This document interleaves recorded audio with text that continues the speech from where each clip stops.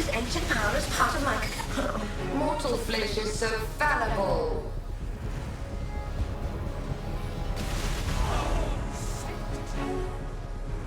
Be healed and fight on!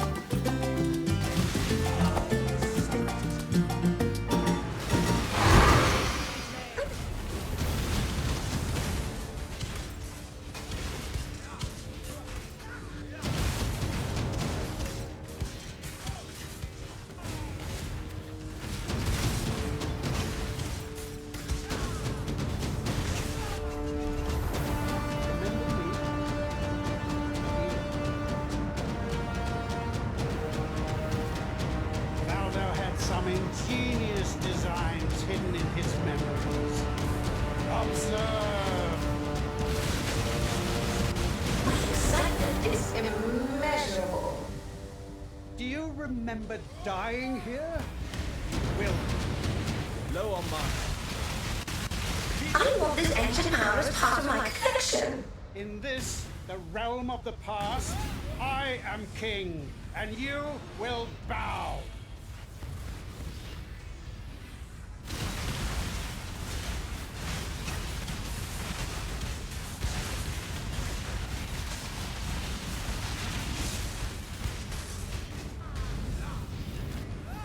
This one is my own creation.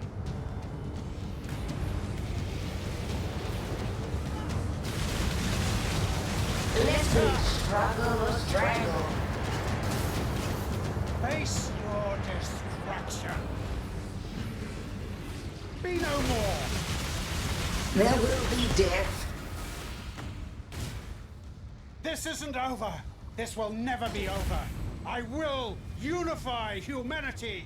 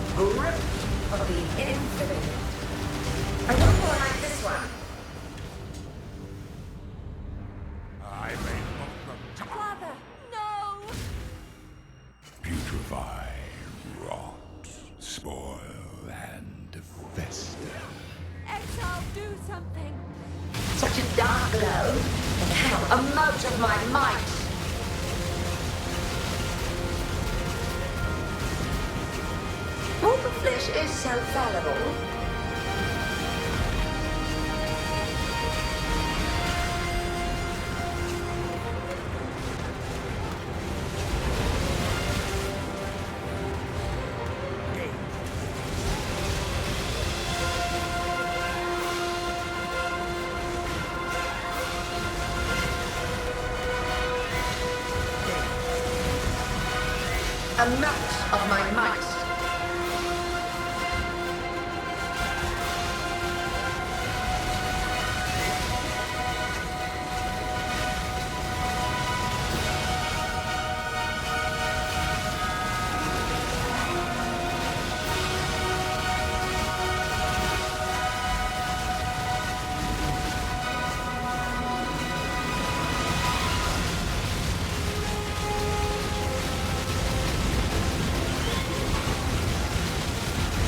Grasp your mortality tightly.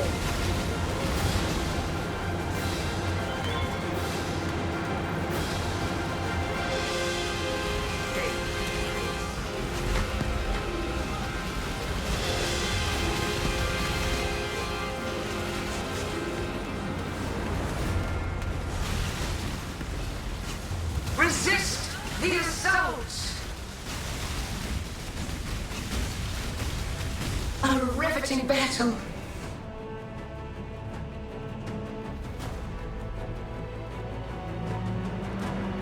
Entertain me. I bend to my will. And this. Tight tethers.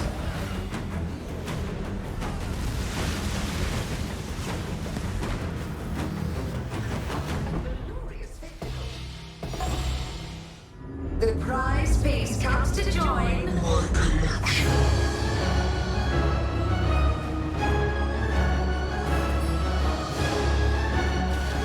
Take this. Pain will be returned tenfold. Space aligns. Behold my collection. I will have what I want. This will not be an escape.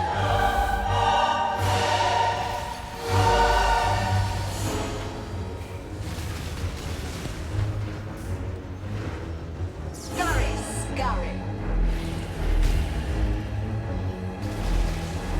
A cascade of wine. Resistance will be punished. Time contorts.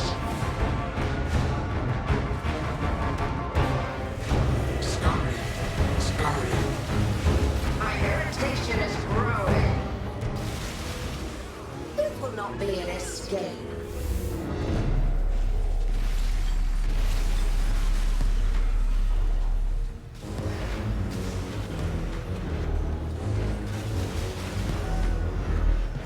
Scurry, scurry.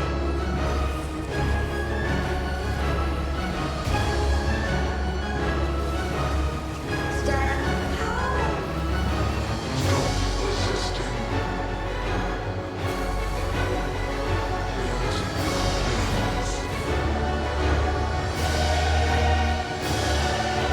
Punishment inescapable. And the toy. This will not be an escape.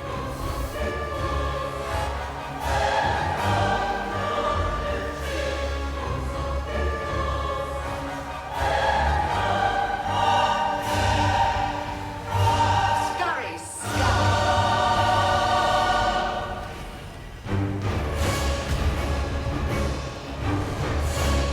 Stand still.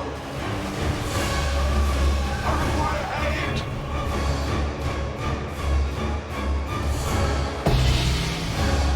The living toy must enjoy our protests before it continues to play. Your absurd defiance ends here, hatchling. We will win this together. Incineration. Improbable. The others trying to challenge me for this battle. Your absurd defiance ends here, hatchling. Are you ready? The fires of a thousand suns.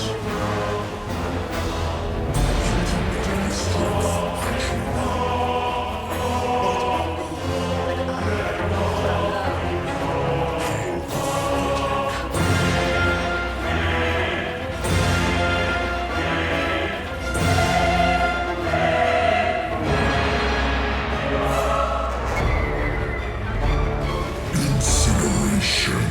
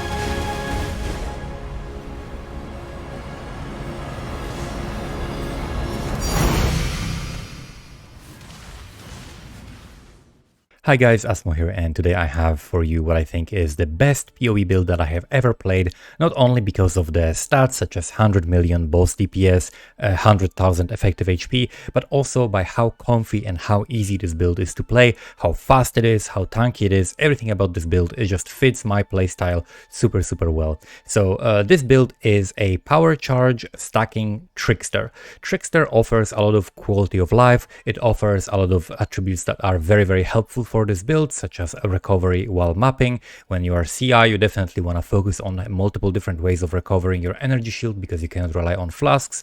We get a lot of action speed, we get a lot of cast speed, which scales the Penance Brand very well. We get a lot of energy shield as well as evasion, which are the way that we are scaling the defense, and we get tons of utility in form of, for example, not being able to be slowed in terms of our action speed and so on. So this is a very comfy build. It's very fast and it melts uber bosses. You can melt uber bosses before they get to do their dangerous moves, but even if they get to certain phases like Exarch ball phase or the Eater of Worlds phase where you have to trigger the balls, you can still tank some hits and you can still survive it. If you use your guard skill manually, you can even tank the bigger slams and things like that, but I am going for the lazy approach. I'm going on custom damage taken with my guard skill, and I'm simply dodging the hardest hitting moves like the big slams like Uber Shaper Slam, for example. I'm choosing to dodge that instead of press a button because that's simply easier for me. However, you can still tank all of the other stuff. You can tank the Shaper balls. You've seen in the footage before. I showed the showcase at the beginning of the video just to show you guys the power of this build and how quick this build is. A lot of the time people have also issues with Penance Brand in terms of the clear speed. We solved that as well. So it has great coverage. This is basically a jack of all trades that does everything super well. It can do uber bosses, it can do mapping, it can do 100% delirium maps, it can do like 10k juiced wisp maps. You could potentially turn it into MF. However, with MF I would certainly take a different approach rather than power charge stacking. So in this video I'm going to be focusing on covering just the power charge stacking variant, and it's not even that expensive for what it gives you. Honestly, for this league, which has extremely inflated economy, I paid about 1,000 divines, so like a mirror and a half, let's say, for this build, and it performs very well, better than most of other things that I could put for that amount of currency. So I'm gonna go over the skill gems, then we're gonna go over the gear, and then lastly we're gonna go over the passives as well as the charms that this build uses. So in terms of the skill gems, we're using Penance Brand of Dissipation. This is an extremely powerful, like kind of reworked version of the Penance Brand. In my opinion, this is kind of what Penance Brand should work like this is how Penance Brand should work by default, rather than the other version. The other version is like the basic Penance Brand is super hard to build around because it only explodes at the end instead of just dealing continuous damage. So Penance Brand of Dissipation, very powerful skill, and basically the reason why we can reach such high amount of damage while also putting a lot of effort into the utility and the speed and the tankiness of the build. Then we have Energy Shield Leech. Energy Leech support gives us a lot of damage, and Leech, because we're playing Trickster, we have Energy Shield over Leech, so this is always up. Then we have Power Charge on critical. Because we're stacking so many power charges, we're currently at 12 power charges with possibility of going to 13. With 12 power charges, this gives me a huge multiplier because for each charge we get 4% more damage. The chance to gain power charge on crit, it doesn't really matter. Then we have increased critical damage. Since we have almost 100% chance to crit, that gives us a lot of crit multi and a lot of damage. Awaken Lightning Penetration, which gives us also the exposure. The lightning exposure can further be boosted by a mastery, so this mastery is very flexible. I'll talk about it in a moment, but we can use exposure minus 18 and that will give us even bigger exposure, and then also Awakened added lightning damage and +1 to lightning supported skill gems. This is going to be giving us extra levels. Penance Brand scales very well with levels. You get you have the multiplier and the base damage that scale very well with it, so adding levels to it is very good. So that's basically our main setup. Then we have our setup with Wrath Aura, which is casted with the Divine Blessing. So you can see here I have Divine Blessing, Wrath Aura, increased duration, and conductivity. Both the Wrath Aura and the conductivity get +1 to levels. Actually, every single one of these gems gets +1 to levels because we're using the Vertex. Another benefit of using the Vertex is that since I'm using using a Mage Blood, and I have a Flask with a reduced mana cost of skills. Plus, I also have reduced mana cost of skills from the Dreamer notable. Skills in this helmet actually have 0 mana cost. I can have a billion, like infinite mana cost, they go to 0 because I have over 100% reduced mana cost of skills. That means I have the Divine Blessing Wrath, which is lasts 23 seconds or 20, yeah, about 23 seconds, and it is just free. Just 0 mana. No matter what, you can always cast it. So you never have to worry about your EB, energy shield, or your mana being a certain amount. You can always cast it no matter what. So it's just much easier to use that way. And then we also have the self-cast conductivity, which is also boosted by extra levels and lasts 24 seconds. So it will last entire boss fight. It will last entire Uber boss fight. So it's completely fine to have that.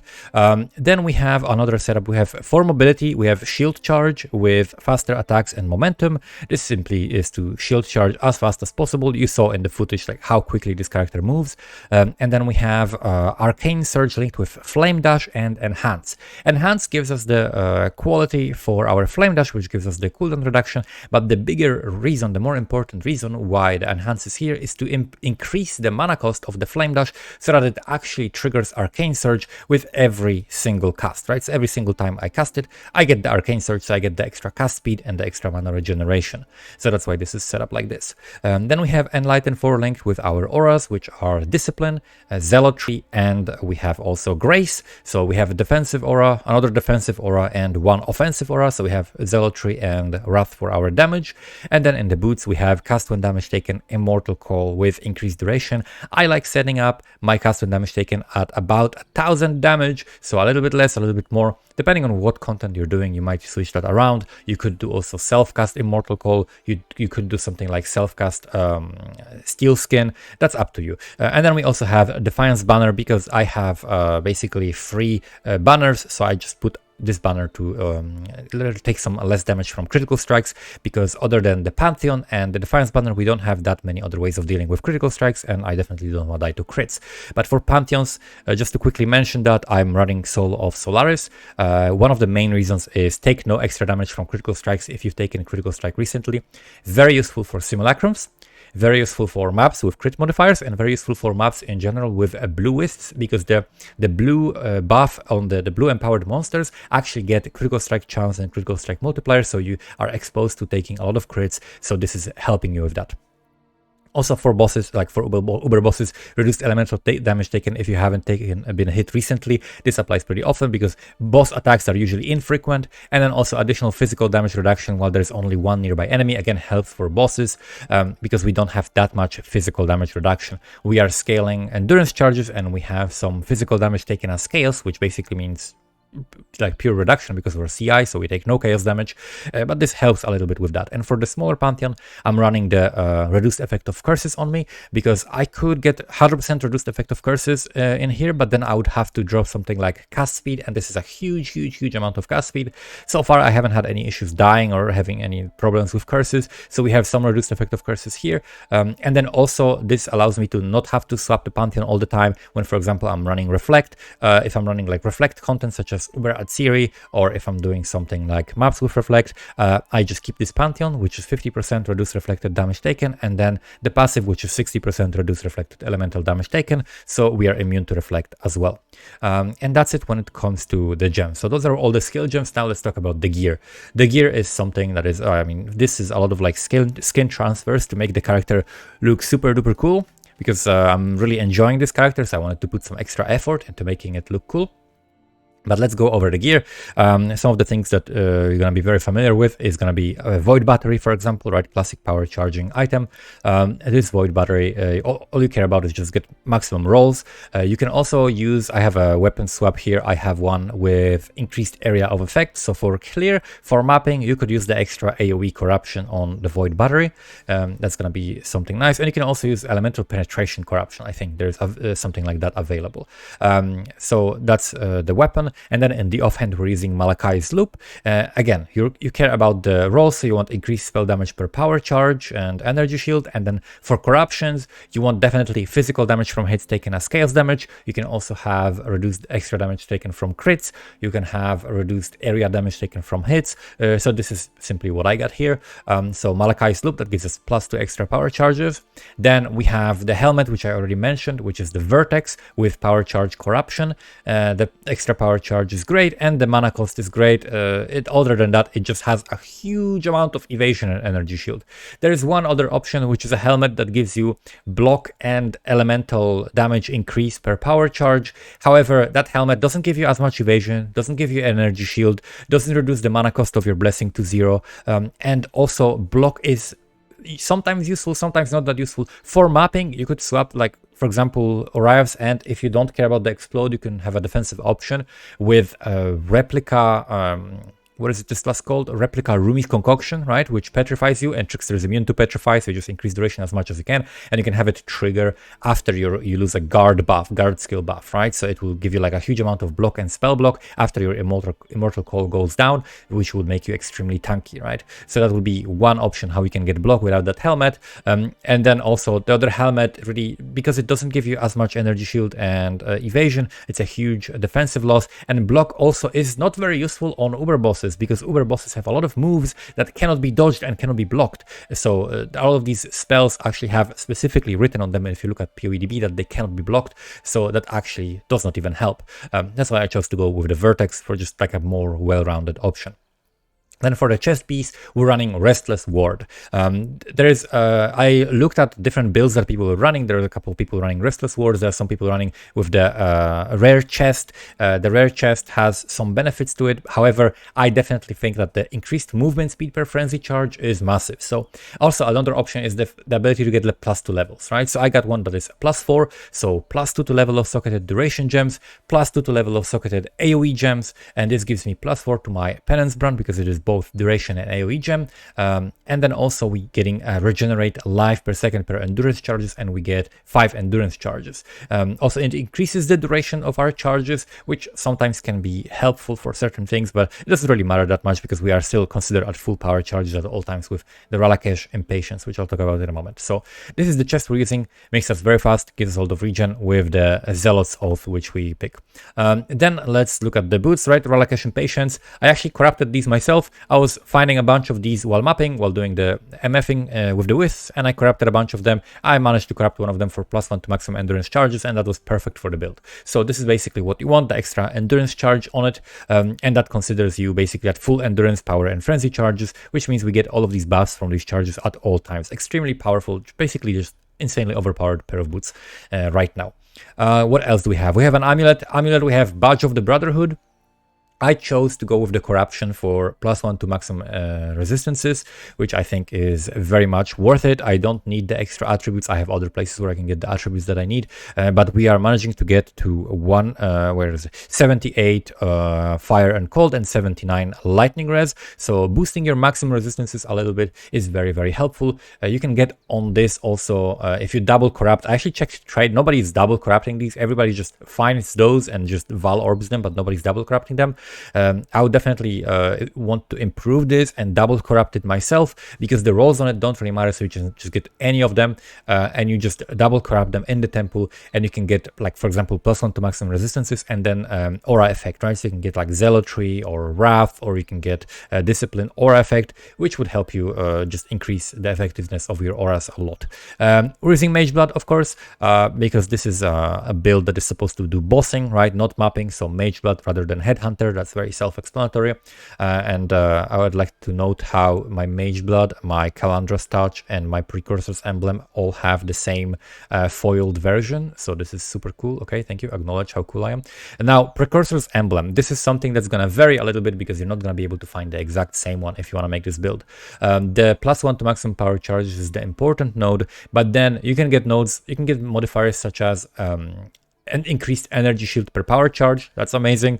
I got a regenerate life per second per endurance charge, so we get some extra regen and also some extra critical strike chance. Since I have 5 endurance charges, that's what, like 30% crit chance extra, and then this gets duplicated by the Calandra's Touch. So basically I'm wearing 2 of this exact ring.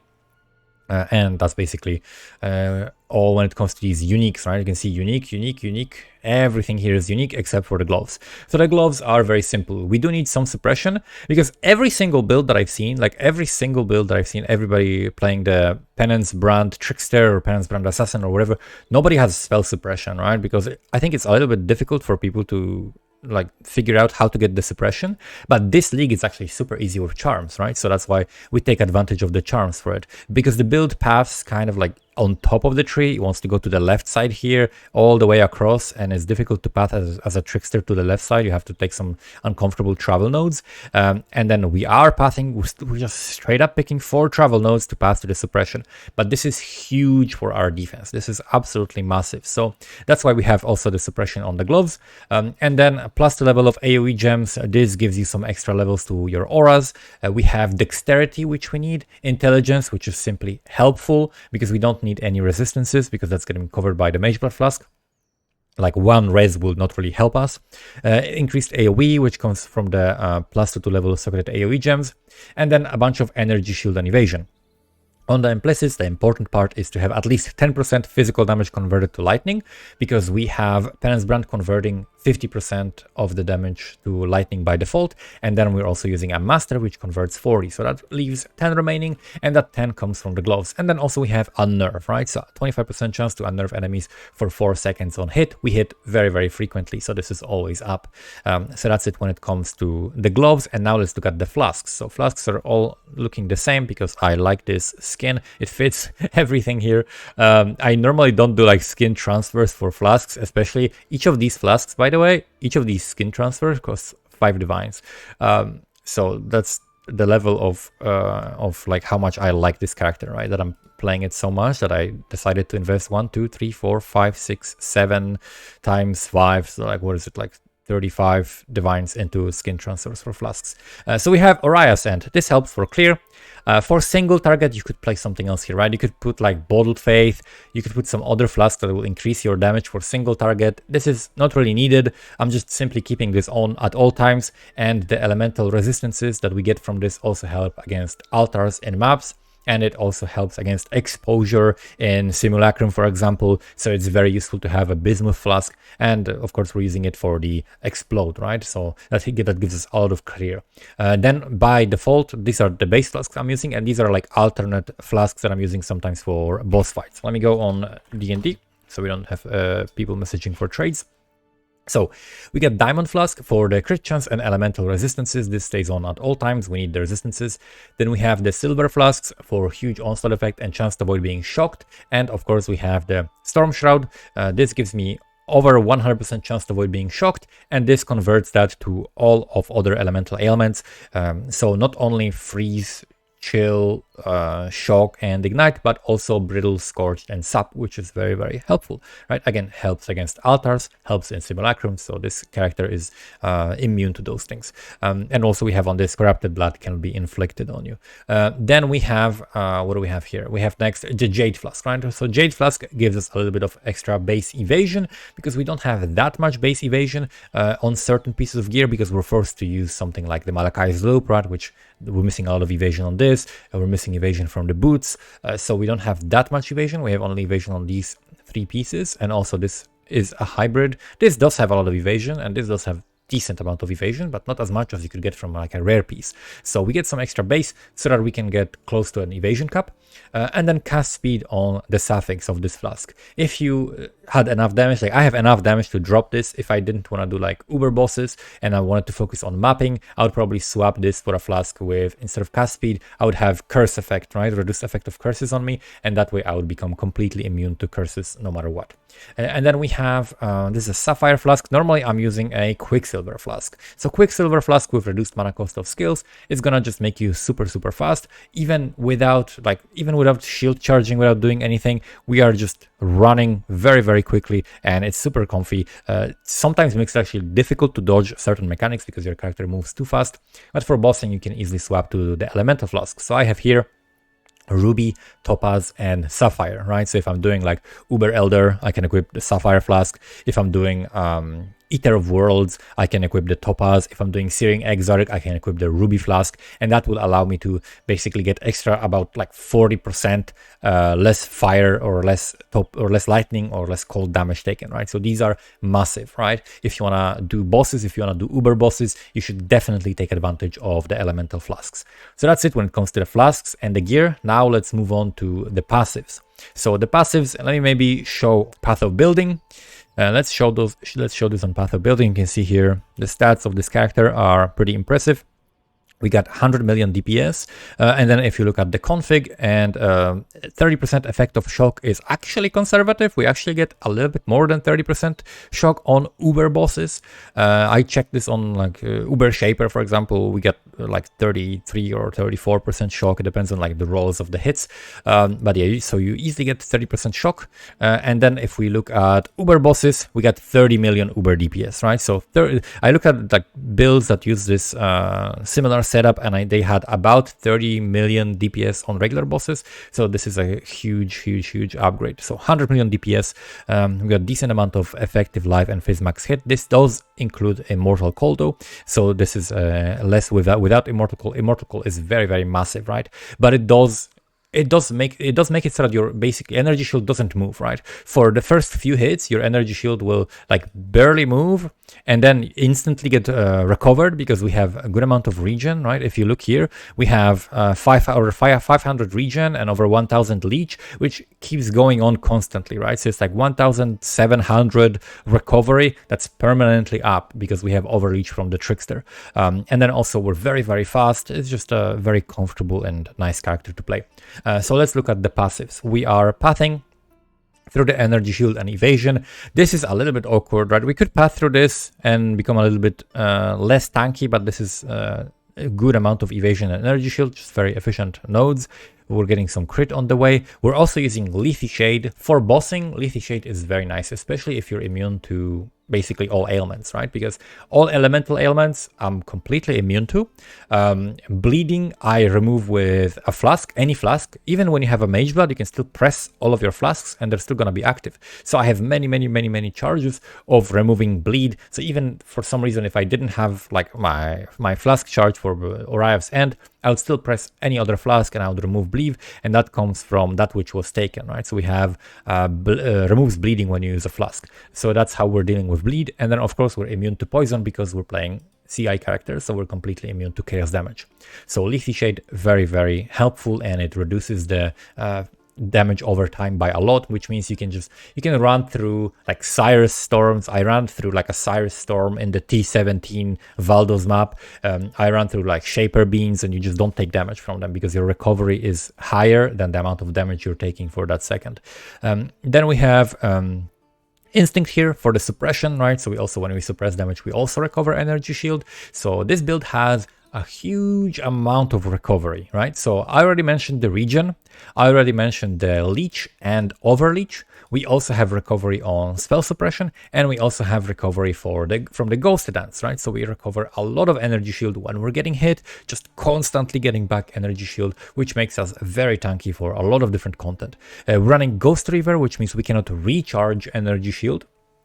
But a lot of people are also using, I think it's Shavron's Revelation or whatever ring that allows you, like, doesn't allow you to regen energy shield, which I think is like a huge drawback. Because when you're doing bosses, a lot of the time you're gonna have phases where you can hit the boss for a while and then you're tanking it, and even a little bit later with overleech, but at some point you're not going to be able to leech, and you're going to be faced with like tanking something that is like an environmental effect, and you cannot recover your health, right? Because you cannot recover your energy. You have to rely on something like, I don't know if Val Discipline works, but if you don't have that up, then you're completely screwed, right? So I like being able to have a good amount of regen on energy shield builds. I think it's very useful, and you can always get, like, there's always like many different ways of getting regen on energy shield, actually kind of easier all of the time than on life builds.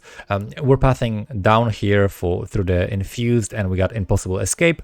The Impossible Escape, this is a tech that I saw PoE Dan use on his Trickster build, and I really liked the amount of stuff you can get here for this build. So we get the duration, which is huge, right? Because this, another thing that I'm not using is Swift Brand, right? So since I'm not using Swift Brand, I have a huge duration. If you look at calculations and if we look at the Penance Brand of Dissipation here, the duration here, skill duration is 9.6 seconds, and then secondary duration is 11 seconds, right? So I think secondary duration is the attached one.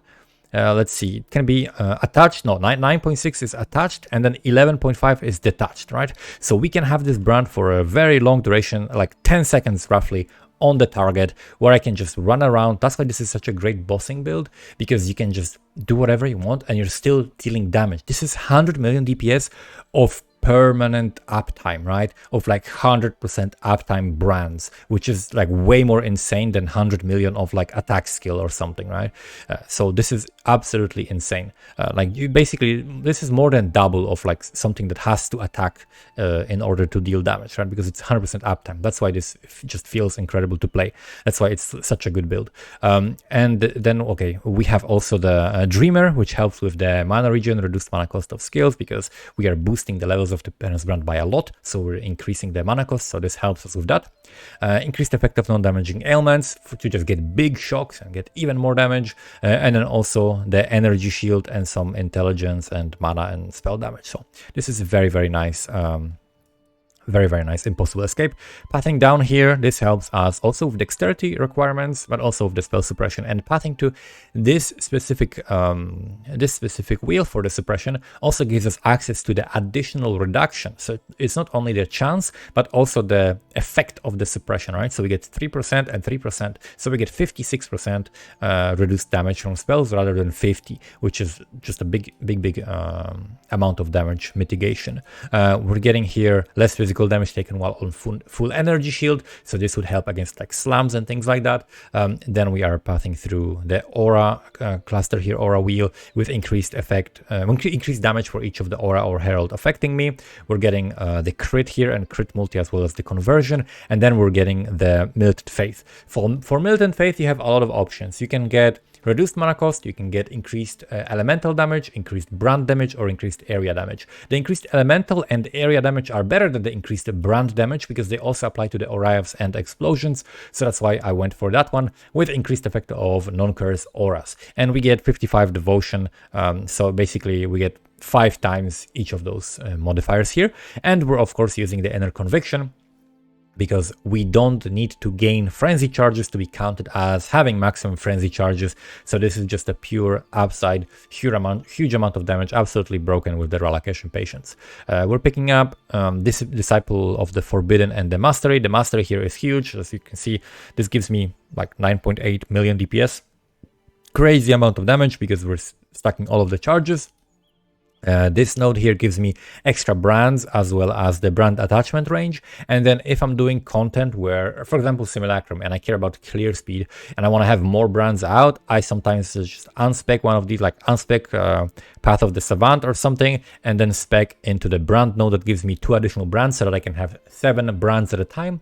And that way I'm going to be basically doing like covering bigger area. Speaking of the brands, the Runebinder node is very interesting, because it gives you very little damage, right? It gives you faster ramp, so it gives you a little bit more damage. However, if you wanted to have bigger clear, you definitely don't want multiple brands to attach at a target, because this way they only reach like 10 stacks each, rather than one of them reaching 20. So for single target, Runebinder is still better, but for clear, actually running without Runebinder might be better, because you're going to be getting bigger AoE. So it's going to be ramping a little bit slower, but it's going to reach higher AoE and higher damage. Overall, this is like a 1 point. This is questionable. You can play with or without it. Honestly, you can just test it for yourself how it works for you. I'm playing with it, and the ramp being quicker is very nice, but playing without it, you might also get higher shocks if you're having like trouble because you have like lower damage, and you definitely care about the shock. So if you are like not reaching high enough shock, you can try it without it and see if you're getting higher shocks, because you're getting higher individual hits but fewer hits, right? So that might help with that. Then we also have the cluster jewel here. From the cluster jewel here, we have a physical one. I tried different ones. Physical one seems to be the best, with the force multiplier for double damage and the iron breaker for 35% increased physical damage. And we put in it that which was taken, and also storm shroud. Very, very self-explanatory. And for the extra suffix on this, is it suffix? I think it is a suffix for the attack speed and cast speed. You want attack speed and cast speed with physical spell skills. And then we also have another aura cluster here with the effect of auras. We're picking up Divine Wrath for the extra physical damage as lightning, and then Elemental Mastery, which is very important and very flexible. I already mentioned this before. You have a few options here. Exposure is the most damage with this setup. And because we are not using something like Assassin's Mark, I see a lot of people using Assassin's Mark, but Assassin's Mark is very annoying to cast because you have to be pretty precise with targeting on the boss. You cannot just cover just a whole screen area and just hit something. So the curse, the elemental curse, seems to be more damage if you have a different way of capping your crit, and with 12 power charges, you should cap your crit very easily, right? So we have 96% chance to crit, which is close enough. And it's better with the conductivity than with Assassin's Mark, so that's why this exposure is nice. And normally, if you're playing with Assassin's Mark, you definitely use this node, which is 25% chance to treat enemy elemental resistance values as inverted. However, for my setup, this is only good in things like simulacrums or in maps with altars where monsters get like extra 80% resistance, right? If you're doing like expedition and the monsters have like extra 80% lightning res, right, or something, then this is a situation where you would definitely want to use the inverted mastery. So that's, for example, what I use for simulacrums. And then normally you run with either the reflect one or with the extra exposure. And then we're pathing here, we're getting Watcher's Eye. Watcher's Eye, you can have a lot of different things. You can get suppression on Watcher's Eye, which is very, very helpful. You can get energy shield recovery per hit, right, per enemy hit. Again, another source of recovery, right? We have so many sources of recovery, and if we hit a lot, we have like 5 brands out or 7 brands out while mapping or doing simulacrums. We're just getting a ton of energy shield back from this, so this is huge amount of tankiness. And then we have increased lightning damage taken while affected by wrath, and then physical damage as extra lightning while affected by wrath. You can have a lot of different modifiers. Check modifiers for all the different auras that we're running, like cast speed while affected by zealotry is really good. There's many different options that you can get, but this is a huge amount of damage from this one, and the recovery is pretty useful and pretty nice. That's it basically when it comes to the passive skill tree. Now let's talk about the ascendancy, right? So we can look at the ascendancy here. We're picking Polymath, One Step Ahead, Escape Artist, and Soul Drinker. The One Step Ahead is what I picked first. Just makes you faster, makes you immune to action speed slows, like the hands that come from the ground, like the purple bubble debuff, the temporal bubble, temporal chains, all of that good stuff that makes you not want to play the game. We're immune to that. Also, a very cool and interesting fact about this node, it makes you immune to the slow in the Wildwood, right? So if you're going into the shadow area, into the darkness in the Wildwood, in the Affliction League mechanic, you're actually immune to the slows, and you can go super fast and just, as Cute Dog says, you can be rimming guys very fast. So you can be rimming very, very efficiently with this. And then we have Polymath with 3% more damage for each type of mastery. So this gives me now 21 because we have 7 different masteries, I would guess. And then we also have recovery of life, energy shield, and mana. So that mainly the energy shield recovery. While you're clearing maps, you're gonna just getting constant like bumps of energy shield. And then we have the Escape Artist, huge amount of evasion and energy shield. And then also Soul Drinker. So we have 2% damage leached as energy shield. This counts also the explode damage, right? Because this is generic damage being leached.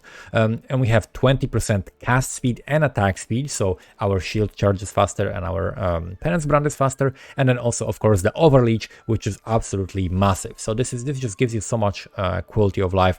That's why we are picking Trickster here, to be like super tanky, just immune to slows, very fast, great recovery, great evasion and energy shield. And now let's talk about the charms. So charms are gonna be down here. We're picking, of course, the Primalist for the extra bag and the charms. So for charms, I have spell suppression. We have critical strike chance while at maximum power charges. So this gives you base crit, which is very, very helpful. It allows you to just cap the crit very easy. Then we have the spell suppression with crit multi per power charge. And then we also have maximum mana as energy shield. Different builds that scale mana more, that are going for like the 10k energy shield type of playstyle, which is not necessarily more tanky, it's just different way of scaling. That gives you a lot of energy shield, this modifier, and then critical strike multiplier per power charge. So we get 12 of those, right? So this is again like 10% damage. Yeah, this is 10%, this is 10% damage. 11% damage, huge amount plus capping spell suppression. So this is what we're doing. Another good modifiers that you can get from these charms are going to be, for example, cannot be stunned while leeching. I don't think it's applying only to life. I think it's just like while leeching. So that's one thing you can do. I'm running simply a mastery. Stun threshold is based on your energy shield instead of life. That's how I'm not really getting stunned. Sometimes I get stunned, like every now and then if I run into like Uber, Shaper, LMP balls, like I run into 3 balls at the same time, that can stun me, but for a very short duration I can run out of it anyway. But yeah, that can sometimes stun you, something like that. And then we have that which was taken, right? So other mods you can get is increased AoE per power charge. This is huge. That's just big amount of AoE. That's how we can scale the AoE on our skill very efficiently. Banner skills have no reservation. That's something that just extra was on that. It's not very important. You can drop that. Removes bleeding when you use a flask. That's very important. You definitely want to make sure that you have that, a way to deal with bleed. And then increased evasion rating per frenzy charge. That's another good one that you can get. So that's basically the whole setup. This character is super fun to play. One of my favorite characters that I have ever played. It's super strong. Like the fact that you can be so fast while at the same time dealing millions and millions of damage, like 100 million pinnacle boss DPS. You have no issues. There's no issues with mana. There's no issues with sustain. There's no issues with like not being tanky enough. It's just the perfect build for me. I'm like hugely enjoying this build, and I recommend if you have a lot of currency, because this is not a cheap build, this is a power charge stacker, right? So it's gonna cost you. So if I see a comment, oh my god, you have a mage blood, I'm not watching this is not for me. Like, okay, cool bro, mage blood is not even the most expensive item on this build, okay? So like, okay, my flask skin transfers cost more than some people's builds, so don't worry about that. This league you can make so much currency that the 1000 divines is really, in future leagues I would guess the cost of this would be about a mirror, right?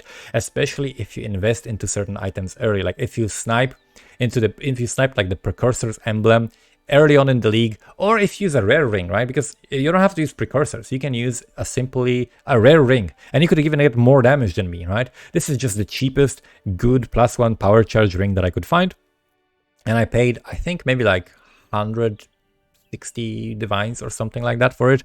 So if you snipe these corruptions, if you snipe these items earlier on in the league, you can pay half of the price or less than half of the price for that, right? So if you really enjoy this build and you want to do something like that next league, that would be definitely the approach. Or you just spend 1.5 mirrors, which people have way more than that this league, because this is an absolutely insane league in terms of the currency, the most mega inflated league ever.